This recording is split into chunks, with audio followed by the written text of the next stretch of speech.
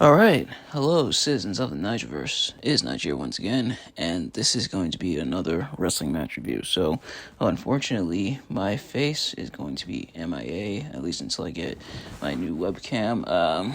So that I'll probably get that around next week or so. But in the meantime, we still got a review to do, and today we're reviewing a very, very interesting match. Match arguably considered by many to be one of, if not the best Royal Rumble match of all time, which makes sense. Of course, we're reviewing Royal Rumble matches all month long for the month of January, and like I said, today is considered to be one of, if not the absolute best, as I'm, of course, talking about the 1992 Royal Rumble match. So, as always, I'm not a professional wrestling reviewer, analyst, or anything like that. Just a man who enjoys a good time, and I definitely had a real good time with this match. So, let's get right into it. So, if you've seen these reviews of mine before, you kind of already know how this works. If you haven't, I'm going to be talking about what I liked and what I disliked about the match. So starting with what I liked, first of all, the talent pool. Well, now, this admittedly is something I've said quite a bit when it comes to a lot of these Rumble matches, but I think this more than any could potentially make the most sense, like in this regard, or like there is a lot of future legends and Hall of Famers. Some a bit more on the lower card or things, some of the more wacky characters. This was kind of the golden era bleeding into the new generation era. We're not quite at the new generation yet, but a lot of future legends, a lot of future Hall of Famers, a lot of future world champions, a lot of former world champions as well. We have names such as The Undertaker, or Macho Man Randy Savage, Hulk Hogan, and Shawn Michaels was among others, and even the British Bulldog and Ted DiBiase, who start off the match as numbers 1 and 2. So, quite a bit of talent when it comes to this match, including the person who would end up being the winner. That, of course, being the Nature Boy, Ric Flair. So this was during the brief time where Ric Flair had went to WWF. So Ric Flair was in WCW, who world champion there, and was going around with the World Heavyweight Championship. So he took the World Heavyweight Championship from WCW with him to the WWF because he felt that because he had put a deposit down on it that he legally owned the belt. Whether or not that's actually the case, I guess is up for debate. But because of that, he was walking around declaring himself to be the real world's champion. I wonder where I've heard that recently. But nevertheless, Ric Flair walking around as the quote unquote real world champion, but in this match, and the thing is, the WWF Championship is on the line in this match. So the title was vacant, and looking in here in the wiki because I do have it for reference. I'm looking to see exactly why the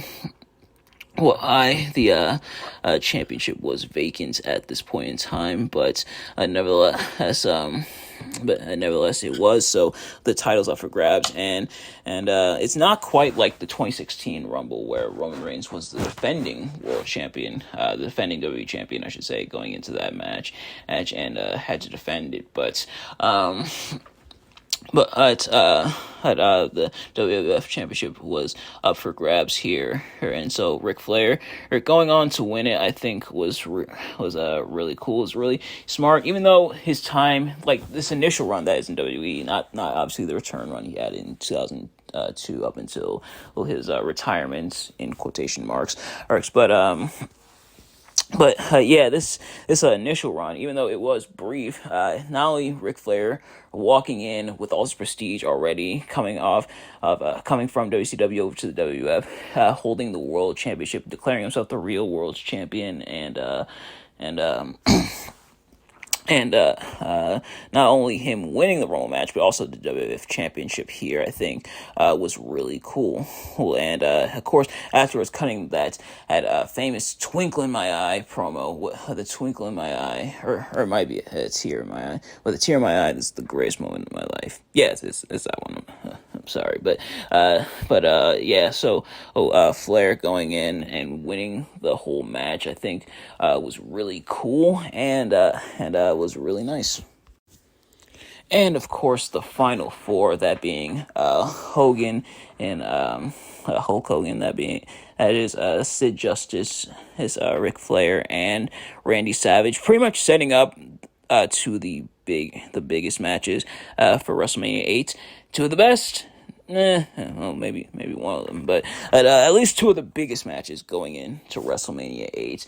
That, of course, being Hogan versus Sid, and then Flair versus Savage for the WWF Championship. If you were to predict which one of these were the better match, you would have gotten that right. If you would predict which one was the main event, you would have gotten that wrong. But or maybe you would have gotten it right. But nevertheless, yeah. So them being the final four, or Sid and Hogan at this point, I believe are like friends, or at the very least have an alliance. But nevertheless, Hogan have being eliminated by Sid fair and square, grabs Sid's arm, and allowed Flair to throw out Sid, and that's how he won the match. Which it's a nice babyface move there, Hogan. And like, out of all the moments where people are like, was Hogan really that much of a face in WWF? This, I think, was a very, very egregious example of, okay, maybe Hogan wasn't always the most face, but otherwise, it got Flair the win. But yeah, so it sets up those matches. In hindsight, at least one of those maybe shouldn't have been set up or shouldn't have existed at all, and definitely shouldn't have been in the main event. But nevertheless, yeah. Hogan and Sid, we see their build, and Ric Flair and Savage, we see their build, and it is nice seeing that. It is nice seeing them set up to the main event, not just the main event, but also the other match at WrestleMania, that being Flair versus Savage. Which, even though a lot of people expected it, and some people in hindsight maybe wanted it to be Flair versus Hogan, but sadly that's not what we got. Not to mention the other interweaving of storylines throughout this match, such as Savage going right after Jake Roberts. Well, at first he was supposed to, but then he's taken out by the other people in the match as Roberts pretty much hightails it out of the ring to get away from him. But then Savage finally does get his hands on him. So continuing that story, and you see some heels and faces intermingling and doing their thing in the match as well. So kind of keeping some of those stories continuing on. So yeah, all that makes for a pretty solid match. And like I said, with the aforementioned talent pool and all the future legends, like seeing them interact with each other and seeing them in the match and seeing how they interact, I think was pretty cool. In terms of what I didn't quite like as much about the match, and admittedly, this is kind of a double-edged sword. So, the commentary for this match was Bobby Heenan and Gorilla Monsoon. Now, granted, Bobby Heenan, Gorilla Monsoon, very legendary commentary duo. A lot of antics, a lot of banter between them, and a lot of the banter they get up to in this match is admittedly pretty funny. Like, of course, Monsoon playing the straight man, more the face to Bobby Heenan's antics. Makes Bobby Heenan pretty much begging, pleading for Flair to win this match, making bargains and deals, saying, and if Ric Flair wins this match, I'll never be bad again. I'll do good, stuff like that. Pretty much, when you got in trouble by your parents, you're like, oh please, Mom, don't take away my Xbox or don't whoop me or anything. Please, I promise I'll never do it again. Or like you beg something for Christmas. Oh please, I won't ask for anything else for Christmas. I I just want this one thing. I promise I won't ask for or anything else for Christmas. I want anything else for the Christmas. Please, please, please have this. I promise I'll never ask for anything like that. That's pretty much what Bobby Heenan's doing, and when and other heels go after Ric Flair as well. Oh, so the storyline is Bobby Heenan's put some money down, like an investment down on Ric Flair winning the match, and that's essentially he obviously going to go up in smoke should Flair lose. So Bobby's pretty much begging, pleading for Flair to win this match. And admittedly, that is kind of funny. He especially with the Monsoon saying, "You're supposed to be objective. What are you doing?" Which yeah, you tell him, Gorilla, but that is pretty funny. But at the same time, it does get a little annoying at times where they're straight up bickering like an old married couple. Like, the thing is, I'm not inherently against heel or face commentators, but when it gets kind of annoying and overbearing, sometimes it can get pretty excessive. For example, sometimes, even though the antics were funny, sometimes a lot of people complain about like Corey Graves and Byron Saxton and how they would go a little overboard at times where it would get pretty annoying. But yeah, that is the match. Still a really fun match, even with the one kind of negative. Still a really fun match. Is this one of the greatest Rumble matches of all time?